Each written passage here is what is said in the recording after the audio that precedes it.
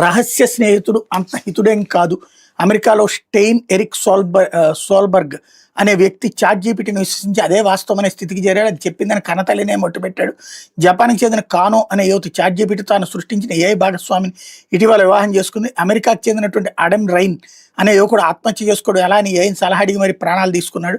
ఇట్లాంటి పనులు చేయొద్దు అన్నటువంటి వార్తను రాశారు. లేకపోతే మొలకల చెరువు కేసులో నిందితులుగా జోగి సోదరులు ఎన్టీఆర్ జిల్లా ఇబ్రహీంపట్నం వెలుగు చూసిన నకిలీ మద్యం కేసులో అరెస్ట్ అయిన మాజీ మంత్రి జోగి రమేష్, అతని సోదరుడు జోగి రాముపై మరో కేసు నమోదు కానుంది. నకిలీ మద్య వ్యవహారం తొలుత వెలుగు చూసిన అన్నమయ్య జిల్లా మొలకల చెరువులోనూ వీళ్ళ మీద కేసు నమోదు చేయనున్నట్టు తెలిసింది.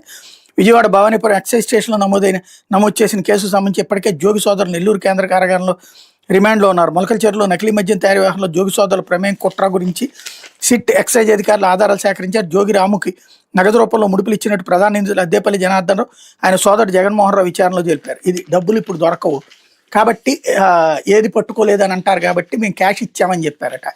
ఆ దొంగలు చెప్పిన మాటని ఇంకొకళ్ళ పేరు మీద తీసుకొచ్చి జోగి సోదరుల మీద దొంగ కేసు పెట్టారు అన్నది స్పష్టంగా కనబడుతోంది. కాబట్టి అది గొప్పగా ప్రొజెక్ట్ చేస్తున్నారు అనమాట. లేకపోతే సాక్షి భవన